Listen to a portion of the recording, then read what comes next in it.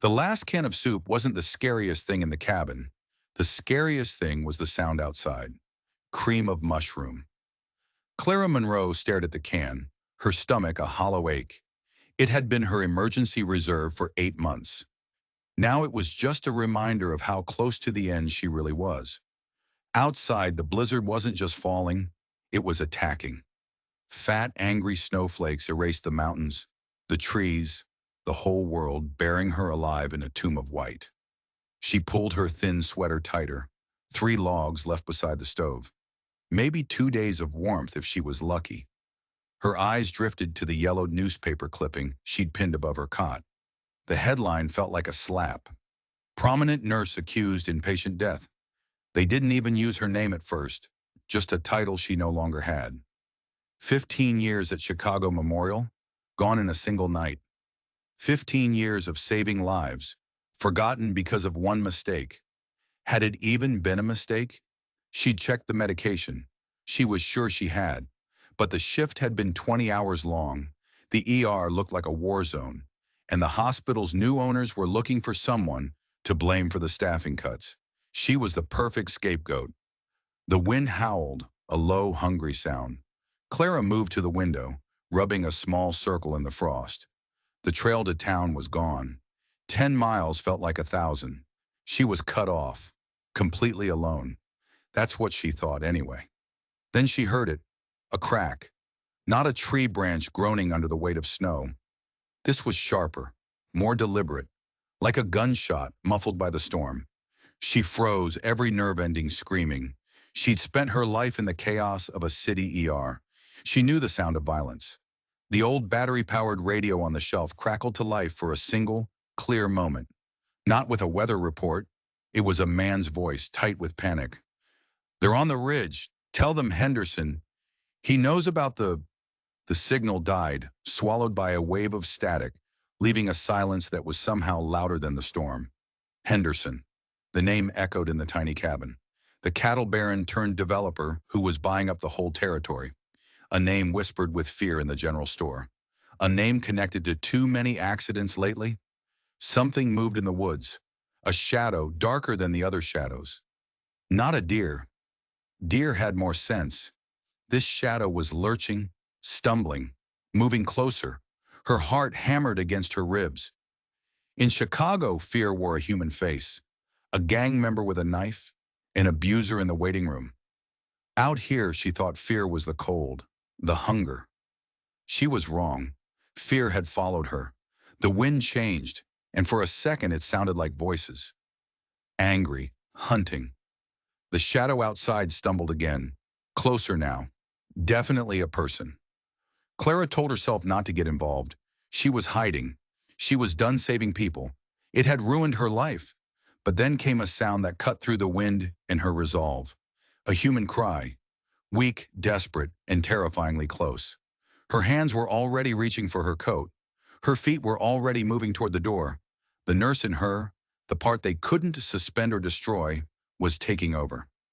She shoved the door open into the teeth of the blizzard, not knowing she was stepping out of her lonely prison and into a war. The cold was a solid wall of ice and wind. It stole her breath, but she pushed into it. The snow was up to her knees, each step a lung-burning battle. The dark shape was maybe 50 yards away, a crumpled heap against the blinding white. As she got closer, she saw the snow around it was stained dark red. Her training took over, a calm, cold voice in the back of her mind. Airway, breathing, circulation. She fell to her knees beside the figure. It was a man, face down in the snow. She rolled him over, her hands searching for a pulse. It was there, but it was weak, thready, barely hanging on. Blood matted his dark hair from a wound on his head. But that wasn't the worst of it. His expensive coat was torn at the shoulder, revealing a deep, vicious gash. The edges were clean, too clean. This wasn't from a fall. This was a knife. "Can you hear me?" she shouted over the storm. His eyelids fluttered. She saw the blue tint to his lips, the waxy pallor of his skin. Hypothermia. Massive blood loss. He had minutes. She tried to lift him, but he was dead weight, and she was weak from months of barely eating. "Come on," she grunted, her voice lost in the wind. You have to help me." His eyes opened then. They were the color of a thundercloud, and for a second, they were completely clear. He wasn't looking at her. He was looking past her, back the way he'd come. He was looking at his hunters. His hand, surprisingly strong, grabbed her arm. "They're coming," he rasped, his voice a ghost of a sound. "Henderson's men." He coughed, and fresh blood dotted his lips. "The papers." "Save your strength," she said, her old command voice cutting through his panic. She hooked her arms under his, and together they began the impossible journey back to the cabin. It was more like a controlled fall, a stumbling, dragging fight against the snow, the wind, and death itself. Every step they took left a fresh smear of red on the pure white landscape, a trail for his enemies to follow. They collapsed through the cabin door just as his consciousness gave out. She kicked the door shut, the bar slamming into place, and for a moment there was only the sound of the wind and her own ragged breathing. In the weak light of the kerosene lamp, she saw him clearly for the first time. Strong jaw, expensive clothes now ruined with blood and dirt. A man who was used to being in charge, now helpless on her floor. She cut away his coat and shirt, her hands working fast. The knife wound was deep, but it had missed the artery. A small miracle, but the cold and the bleeding were a death sentence all the same. As she worked, something heavy fell from his inner coat pocket and skittered across the floorboards. It was a gold pocket watch, its crystal shattered, its hands frozen at 11:47. Engraved on the back were the initials SL. Her blood ran cold. S.L. Sawyer Langston. She knew that name. Everyone in the territory knew that name. Owner of the biggest ranch for 100 miles, a man whose sister, Julia Langston, had died just last spring. A tragic riding accident, the papers had said. But the whispers in town told a different story, a story that involved a developer named Henderson and a fight over water rights that had turned deadly. This wasn't some random hiker. This was the eye of the storm, and she had just dragged it into her home. She pressed a bandage to the wound, her mind racing. He'd said Henderson's men were coming. He'd said something about papers. She looked from the unconscious man on her floor to the flimsy bar on her door. The blizzard had hidden him, but a blizzard couldn't last forever. Outside, a dog barked, a sound that did not belong in this wilderness. It was the sound of a tracker. They hadn't given up. They were still out there, circling. And she was trapped in here with the man they were hunting. Her tiny medical kit lay open, its contents looking pathetic in the lamplight. She'd already used half her bandages, and the precious antibiotics she'd spent her last dollars on would only last 3 days. But right now, her only concern was the bleeding. "Don't you dare die on me," she muttered, pressing down hard. Blood still seeped through the gauze, slower now, but constant. In the ER, he'd be getting IV fluids, a blood transfusion, hooked up to a dozen machines. Here he had only her, and she was terrified it wasn't enough. His fever spiked around 2 in the morning. He started to mutter, tossing his head back and forth on the rolled-up blanket she'd used as a pillow. "The deed," he mumbled, his hands clenching. "Julia, she trusted me." Clara pressed a cool, damp cloth to his forehead. His skin was burning. Infection was setting in. A bad sign. "Sawyer," he said suddenly, his eyes flying open. They were wild with fever, but they were focused on her face. "My name is Sawyer Langston. You have to tell the sheriff. Henderson murdered her." He broke off in a fit of coughing that shook his whole body. "Rest," she commanded, her voice softer than she intended. "No one is dying in my cabin tonight." The words felt like a lie. The ghost of her last night in Chicago filled the room, the memory of another patient she had promised to save. She pushed it away. This was different. This had to be different. The storm raged outside, throwing itself against the thin walls of the cabin. Each gust of wind sounded like a footstep. Each rattle of the window sounded like someone testing the latch. More than once, she snatched up the old hunting rifle her aunt had left propped in the corner, her heart pounding, only to see nothing but swirling snow. The bleeding finally stopped near dawn. Her hands, once steady enough for the most delicate sutures, trembled with exhaustion as she tied off the final stitch. She'd had to cut his shirt completely away, revealing a landscape of older scars on his torso. faded white lines that spoke of a life far more dangerous than she could have imagined. He called out a name in his sleep. "Julia!" he cried, his voice filled with a pain that had nothing to do with his wound. "I'm sorry. I tried to protect it." He grabbed her wrist, his grip surprisingly strong. "Don't let them get it, Julia. Don't let them win." Then his eyes rolled back and he was gone again, lost in the fever. Clara looked at the items from his pockets she'd laid on the table. The broken gold watch, a leather wallet stuffed with cash she refused to touch, and a worn, creased photograph. She picked it up. It showed a sprawling ranch house nestled against the mountains. On the porch stood a woman, her back mostly to the camera, her long dark hair caught in the wind.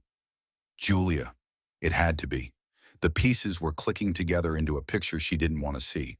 Sawyer Langston wasn't just running from a business dispute, he was running for his life, trying to protect his murdered sister's legacy. And Henderson wasn't just a developer, he was a killer. A floorboard creaked on the porch. Clara froze, every muscle tensed. It wasn't the wind. The storm had begun to die down, its fury spent.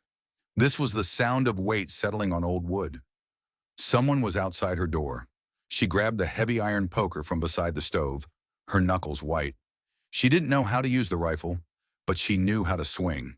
She crept to the door, pressing her ear against the wood. Silence. Had she imagined it? Was her exhausted mind finally playing tricks on her?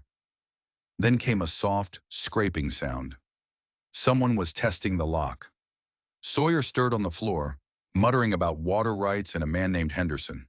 Clara held her breath, poker raised. The scraping stopped. A low voice murmured something she couldn't understand, answered by another. There were at least two of them. They knew she was in here, and they knew she wasn't alone. The doorknob began to turn. The land deed fell out of Sawyer's coat as she hung it by the stove to dry. The paper was thick, the seal of the territory land office embossed in the corner. Patient confidentiality was a ghost whispering in her ear, but this was long past that. Sawyer had pulled her into his war. She had a right to know what they were fighting for. Before she could read it, his voice made her jump. It was raspy but clear. "That's what this is all about." She turned. He was pushing himself up, his face pale and tight with pain. The fever had broken, but he was far from healed. "Easy," she said, moving to help him. "You lost a lot of blood." Their eyes met, and for the first time, she saw the man, not the patient. The intelligence in his gaze was sharp, assessing. It made her painfully aware of her own ragged appearance, her worn clothes, the fear she was trying so hard to hide. "How long was I out?" he asked, his eyes scanning the small cabin. "Almost 2 days. You had a bad fever. You said a lot." His jaw tightened. "What did I say?" "Enough," she said, her voice even. "Enough to know that the men outside aren't here to wish you well." She nodded toward the door, where the scraping sound had stopped as suddenly as it began. They were waiting, biding their time. He let out a long breath. "You saved my life. The least I can do is tell you why they want to end it." He pointed to the deed. "My sister Julia owned the Langston Ranch. When she was murdered, she left it to me. But she didn't just leave me land. She left me proof." "Proof of what?" "Proof that Henderson has been systematically driving ranchers out of this valley for years. Fires, accidents, foreclosures. My sister was the only one who fought back. She found his weakness." Sawyer's hand instinctively went to his wounded shoulder. "Henderson wants the water rights, but it's more than that. Julia found survey reports. There's gold on my land, Clara. A whole lot of it." The revelation hung in the air, heavy and dangerous. It wasn't just about cattle and water. It was about a fortune worth killing for, again and again. "Her men cornered me on the mountain pass," Sawyer continued. "I thought I'd lost them in the blizzard." He stopped, his head tilting. "Did you hear that?" A crunch in the snow.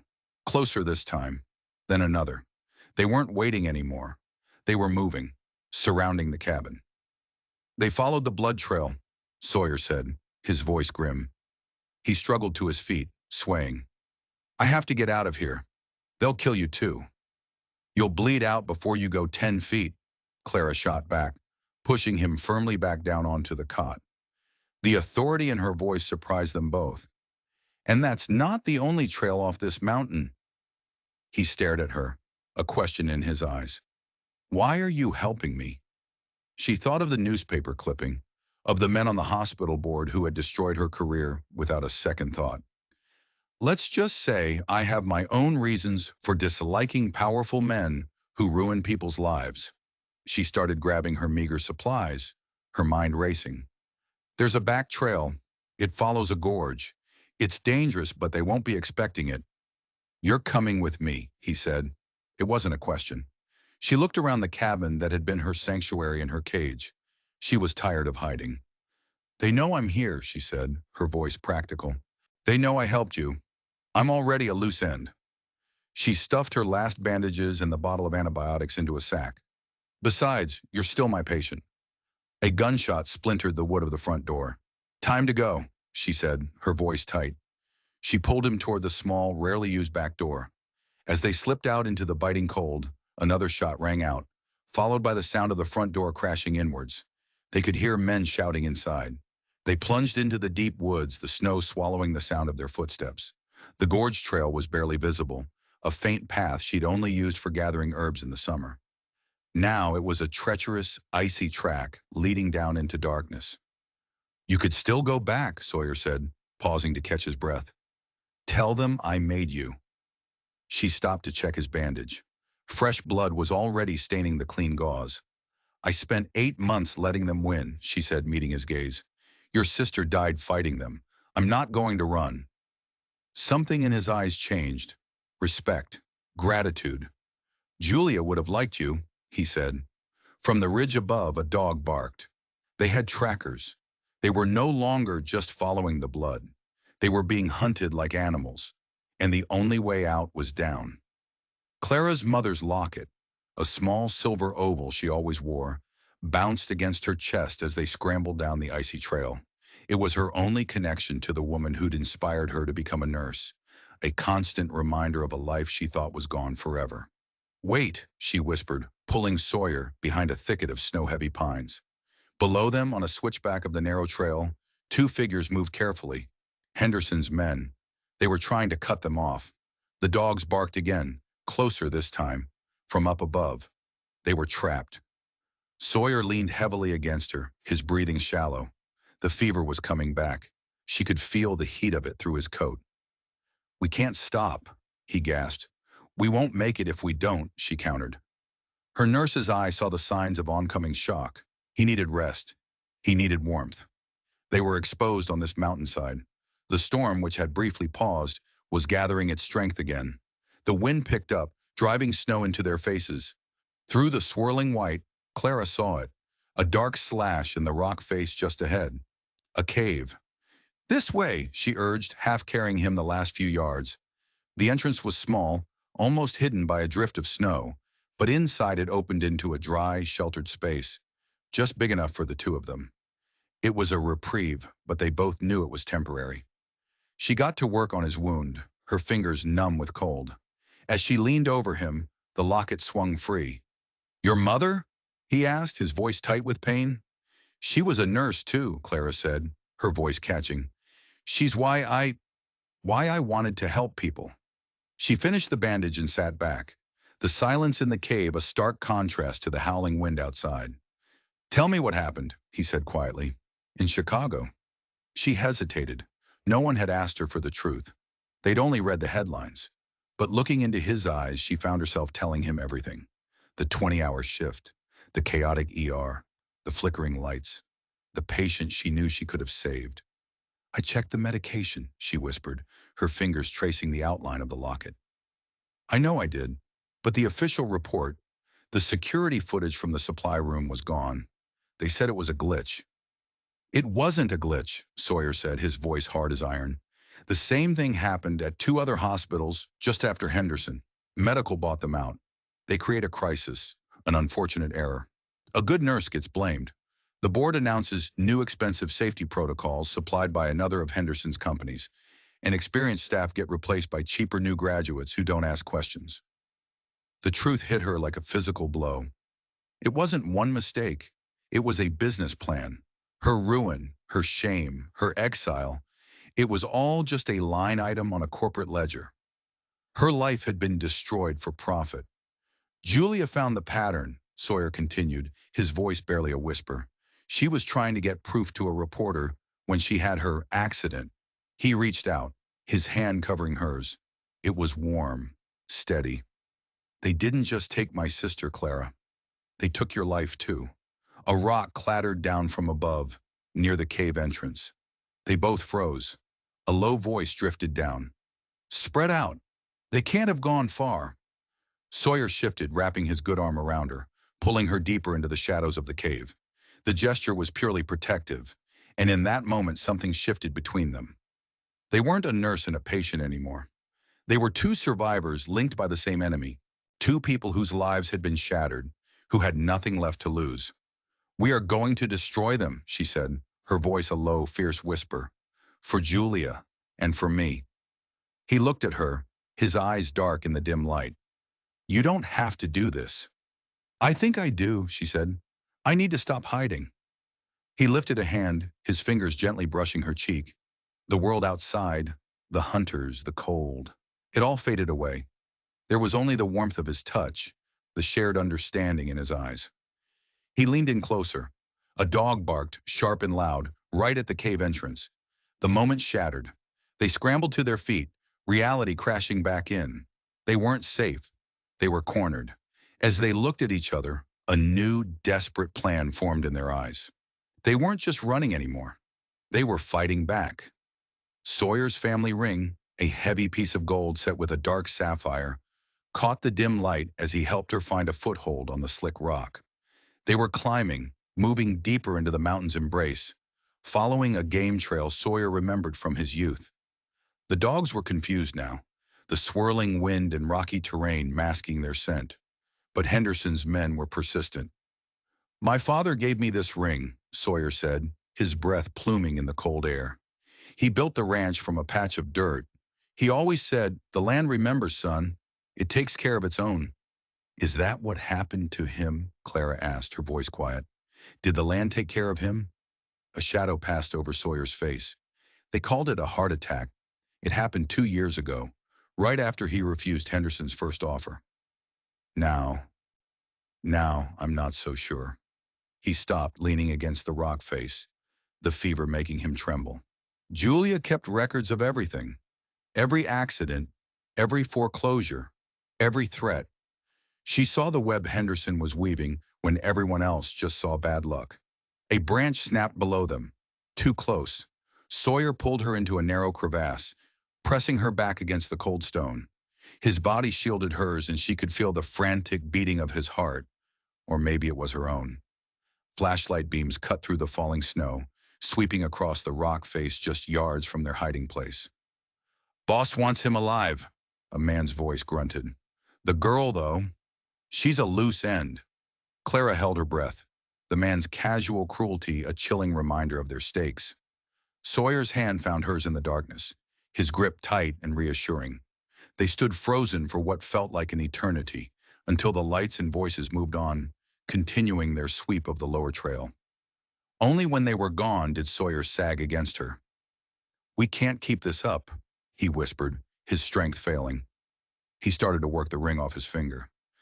If they get me, you take this. Go to the ranch. My father's study. There's a loose floorboard under the desk. Julia's real journal is there. Everything. Take it to the press. Stop it, she hissed, pushing the ring back onto his finger. We are getting there together.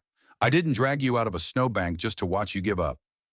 He looked at her, his face illuminated by a brief break in the clouds. In his eyes, she saw not just gratitude, but something deeper. Something that mirrored the feeling growing in her own chest. His hand came up to cup her cheek, his thumb gently stroking her skin. This time, there were no dogs, no hunters to interrupt them. The kiss was desperate and tender all at once. It was a promise in the face of death, a spark of warmth in the freezing dark. It was the taste of hope. When he pulled away, he rested his forehead against hers. I thought I was fighting this alone, he murmured. Not anymore, she whispered back. His body swayed, the fever stealing his balance. They had to find real shelter, and soon. "There's an old line shack," he said, his voice faint. "A mile from here. We used it for roundups. Before—" He didn't need to finish. Before Henderson had turned their home into a hunting ground. She took on more of his weight, and they started moving again. Two lonely souls bound together by a common enemy and a fledgling hope. Behind them, the dogs began to howl again, their voices closer. Henderson's men had realized their mistake and were circling back. The storm was getting worse, the wind shrieking through the peaks. It felt like the mountain itself was screaming a warning. They had to make it to the shack. It was their only chance. The line shack was a dark shape against the snow. A welcome sight until they got closer. The window on the north wall was shattered, glass glittering on the snow like deadly frost. The door hung open, splintered near the lock. Someone had been here, and they had been in a hurry. "They're sweeping every shelter on the mountain," Sawyer said, his voice tight. He leaned against the doorframe, every bit of energy gone. Inside, the small room was a wreck. The single cot was overturned, supplies scattered across the floor. Clara helped him to the floor in a corner, out of the line of sight from the door or the broken window. His fever was raging now. She had to get his temperature down, get more antibiotics into him. She found what was left of her medical kit amongst the debris, her hands shaking as she prepared a syringe. "Clara," Sawyer whispered, grabbing her arm. His eyes were bright with fever, but urgent. "The journal. It's not just about the gold." Julia found where Henderson launders his money. She found names, politicians, judges, the kind of people who can make a murder investigation disappear. The scope of it was staggering. This wasn't just a greedy land grab. It was a vast criminal conspiracy. And Julia's journal was the key to unlocking it all. The window exploded. Not the broken one, the intact one on the south wall. Clara threw herself over Sawyer, shielding him with her body as a bullet slammed into the wall, right where his head had been. "Got him cornered," a voice shouted from outside. Boots crunched in the snow surrounding the tiny shack. They were trapped. A deep voice called out, "Langston, make it easy on yourself. Henderson is a reasonable man. Just sign over the deed, and he'll let you walk away." Sawyer let out a harsh, weak laugh. "Tell Henderson his deals cost too much," he shouted back.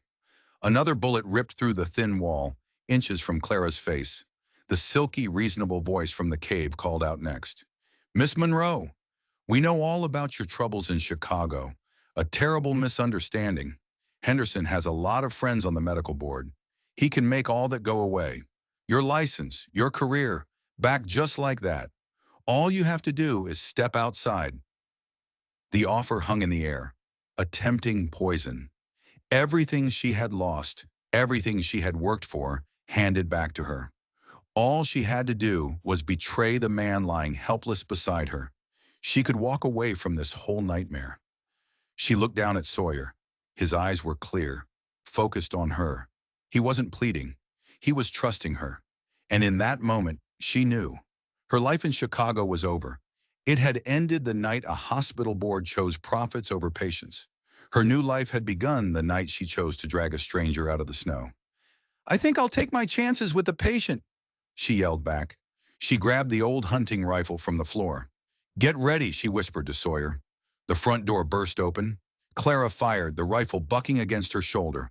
The shot was wild, but it made the figures in the doorway dive for cover. "The stovepipe!" Sawyer gasped, pointing. "It leads to the roof!" It was their only way out. She boosted him up, his body limp with fever. He scrabbled for purchase, his boots finding the hot metal. Bullets chewed up the floorboards around them. "Go!" he urged. She scrambled up after him, the pipe searing her hands. He reached down, pulling her the last few feet onto the freezing, windswept roof, just as Henderson's men swarmed into the room below. The roof was steep and slick with ice. On the far side, a massive snowdrift had piled up against the shack. It was a long drop, but it was their only chance. "Together," Sawyer said, his hand finding hers. "Together," she agreed. They jumped. They hit the snowdrift hard, the impact jarring every bone in her body. Sawyer cried out in pain as his wound tore open again. They heard shouts from the roof above them. They had to move. Now. They plunged back into the cover of the trees, running blindly. A bullet sang past Clara's ear. Another kicked up a spray of snow at her feet. They weren't trying to capture Sawyer anymore. They were shooting to kill. She had made her choice. She had picked her side. Now all they had to do was survive the consequences. The rifle Julia had hidden under a fallen log was a miracle. Sawyer found it by pure instinct, reaching into a hollow he and his sister had used as a childhood hiding spot. It was wrapped in oilcloth, loaded and ready. She always had a backup plan, he whispered, his face pale in the moonlight. She knew they would come for her. He was fading fast. The run from the shack, the jump from the roof, it had taken everything he had left. You have to go on, he said, slumping against a tree. The ranch is just over that ridge. The journal. If you tell me to leave you one more time, Clara said, her voice shaking with a mixture of fear and fury, I will use this rifle to shoot you in the foot so you can't argue. The absurdity of the threat brought a faint smile to his lips. The dogs were getting closer, their baying echoing through the frozen forest.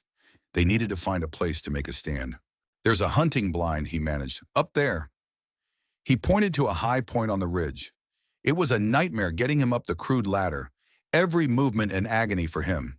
The platform was small, wedged between three massive pine trees, offering a clear view of the slope below. It was a good defensive position, but they were out of time and out of options. She worked on his wound by touch in the dark, her bag of supplies nearly empty. He was burning with fever, his pulse thready. He was dying and her skills were no longer enough. Clara, he whispered, his hand finding hers, what you did back there. For me. I did it for me, she corrected softly. I'm done letting men like Henderson decide who I am. He pulled her closer, his lips finding hers in the darkness. The kiss was different this time. It wasn't desperate. It was a quiet acknowledgement of the end. A final moment of warmth before the cold claimed them. A dog barked directly below them. Then a voice cut through the night. A rather touching scene, but I'm afraid the romance is over. A man stepped out of the trees into a patch of moonlight. He was tall, dressed in an expensive coat, and flanked by two men holding rifles. It wasn't Henderson, but he had the same look of casual authority, the leader from the cave. Henderson sends his regards, the man said with a smug smile. He's tired of playing games. He said to tell you the easy way is no longer an option. Clara raised Julia's rifle, but Sawyer put a hand on her arm. It was a hopeless fight, one rifle against three. In the distance, a low rumble started, like distant thunder. But it wasn't a storm, it was the mountain. Sawyer straightened up, a last surge of adrenaline cutting through the fever. He looked at the man below, and his voice was surprisingly strong. You tell Henderson I found Julia's journal? You tell him the whole world is going to know what he did. It was a bluff, but a brilliant one. She saw the leader hesitate, uncertainty flickering in his eyes. He pulled out a radio, speaking in low tones. He was asking for instructions. Sawyer had bought them a few precious seconds. The rumbling grew louder. The ground beneath them began to tremble. Clara looked up. High above them, on the peak, a vast sheet of snow and ice had begun to move. The gunshots at the line shack, the echoes in the valley, they had woken a sleeping giant. Avalanche! One of the men below screamed. The leader looked up, his face a mask of terror. For a moment, he was just a man, small and insignificant in the face of nature's fury. Then he and his men turned to run, but it was too late. The world dissolved into a deafening roar of white. A tidal wave of snow, ice and rock poured down the mountainside, swallowing the trees, the hunters, everything in its path. Clara flattened herself to the platform, Sawyer's body covering hers, as the avalanche slammed into their ridge. The blinds shuddered, the trees groaning under the immense pressure. But they held. When the roaring finally stopped, the silence was absolute. The landscape was gone, replaced by a smooth, terrifying blanket of white. There was no sign of Henderson's men. The mountain had passed its own judgment. They had survived. But Sawyer was unconscious, his breathing dangerously shallow. And the ranch, with its hidden journal and the truth that could save them, was still on the other side of the ridge. The key to Sawyer's ranch felt like a block of ice in Clara's hand. They'd made it to the old foreman's cabin, a small, solid structure half a mile from the main house. Sawyer hadn't woken since the avalanche. She'd half dragged, half carried him through the pre-dawn glow, her own strength fueled by pure, desperate adrenaline. The cabin was a sanctuary. Julia's foresight was everywhere. A fully stocked medical chest, including IV bags and powerful antibiotics. Canned food, blankets, a radio. She had prepared this place as a fallback, a final safe house. Clara worked with a desperate focus, her ER training a steady anchor in a sea of fear. She started an IV, flooding his system with fluids and antibiotics. She cleaned and re-stitched his wound, her movements precise despite her exhaustion. For hours, she fought to pull him back from the edge, murmuring to him, telling him about her life in Chicago, about her mother, about anything to keep the sound of a human voice in the silent cabin. As she worked, she found a small, sealed envelope tucked away with the medical supplies. Sawyer's name was written on it in Julia's elegant hand. A final letter, a goodbye. She left it untouched. He finally woke in the late afternoon. His fever was down, the color returning to his face. The first thing he saw was her, asleep in a chair by his bed, her hand still resting on his arm. "Clara," he whispered. She jerked awake. "Sawyer, you're—" "Alive," he finished, a weak smile touching his lips. "Thanks to you." He looked around the cabin. "Julia," he said, his voice thick with emotion, "even after she's gone, she's still taking care of us." They knew Henderson would send more men. The avalanche wouldn't stop him. It would only make him more desperate. The main ranch house would be watched. They had one chance, and it had to be now, while their enemies were regrouping. "They'll expect us to wait for dark," Sawyer said, pushing himself to a sitting position. "They'll think we're trapped, wounded, scared." "We are wounded and scared," Clara pointed out. "But we're not trapped," he countered. A spark of the old fire was back in his eyes. "Julia always said, never do what your enemy expects. They're watching the roads, the main approach. They won't be watching the front door in broad daylight." It was insane. It was suicidal. It was also the most brilliant plan she had ever heard. She found her old nursing pin in her pocket, the one she hadn't been able to bring herself to throw away. The gold was tarnished, but she polished it on her sleeve and fastened it to her collar. It was a small act of reclaiming herself. She wasn't the disgraced outcast anymore. She was Clara Monroe, and she was about to take her life back. They walked out of the foreman's cabin and straight across the open pasture toward the main house. Every step was a gamble. She could feel unseen eyes on her back, the crosshairs of a rifle. But no shots came. Just as Sawyer predicted, Henderson's men were watching the perimeter, not the house itself. They used Julia's own path, a trail worn through the tall grass she used for her morning rides. It led them right to a side window, hidden by an overgrown rose bush she had planted years ago. The study window. They slipped inside. The room was just as Sawyer had described it. Leather chairs, walls of books, and a large imposing portrait of his father hanging over the fireplace. "Behind the frame," Sawyer whispered, moving toward it. "I wouldn't do that if I were you." The voice came from the shadows in the corner of the room. A man stepped forward, impeccably dressed, a cold smile on his face. It was Henderson, and he was not alone. "An impressive performance," Henderson said, clapping slowly. "Truly, surviving my best men, an avalanche. You Langstons are hard to kill, just like your sister." Sawyer's hand moved toward the rifle slung over his back, but Henderson's men raised their own weapons. They were trapped. It was over. "What did she have on you, Henderson?" Clara asked, her voice steady, trying to buy them a few more seconds. "What was worth all this?" Henderson's eyes flickered toward her, a flicker of annoyance. "Nurse Monroe, the loose end. You should have taken my deal." He sighed, a theatrical gesture. "Julia, like you, was a meddler. She discovered that some of this land is more valuable than anyone knew. She found survey maps showing significant gold deposits." He smiled. "She was sitting on a fortune and didn't even know it. A tragic, tragic accident was the only logical business decision."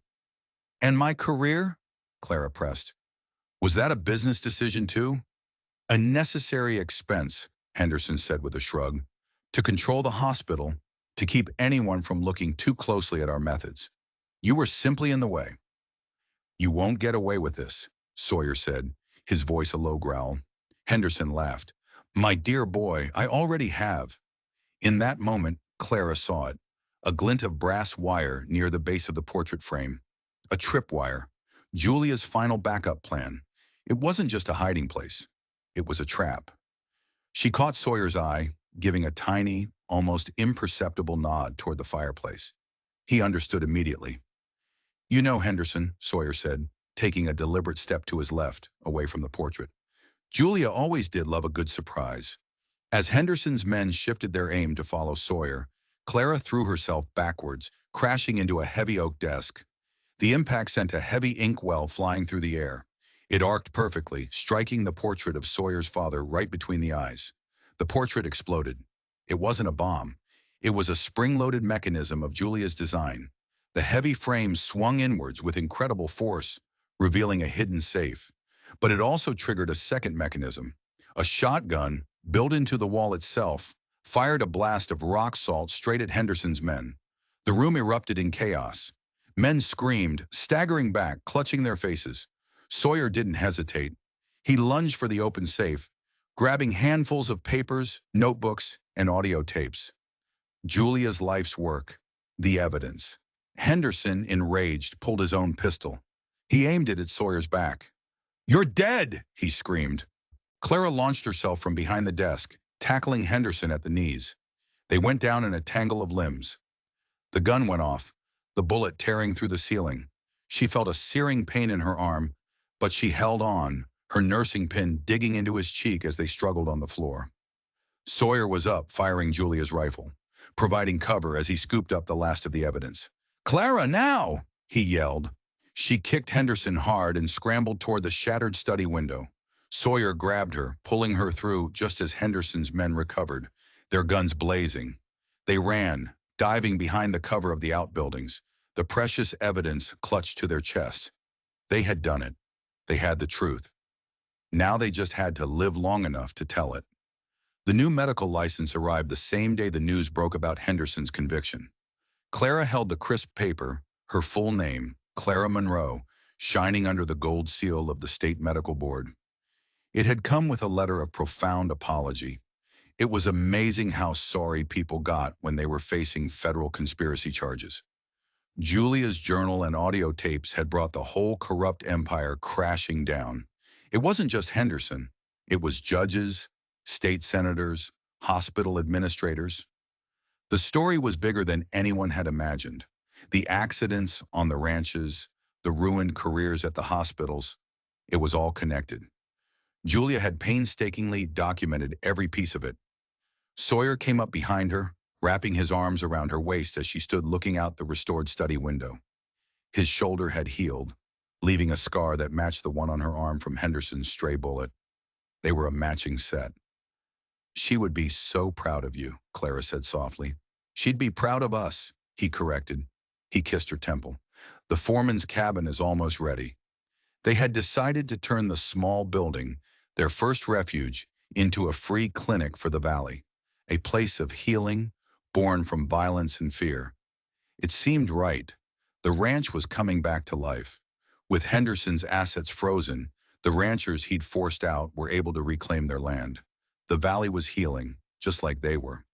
A year to the day after she had dragged him dying from the snow, they were married in the small country chapel that Julia had loved. It wasn't an ending, it was a beginning. The Monroe Langston Medical Practice opened that spring, its sign hanging proudly over the door of the converted cabin. Julia's roses, which they had carefully transplanted, bloomed beneath the window. Life had returned to the valley. Clara stood in the doorway of the bustling clinic, a soft smile on her face.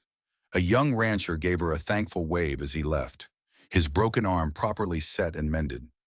She rested a hand on her stomach, where a new life, their future, was beginning to grow. They'd decided on a name already. If it was a girl, she would be Julia. Sawyer came and stood beside her, his hand covering hers. They had faced down death, corruption, and their own ghosts.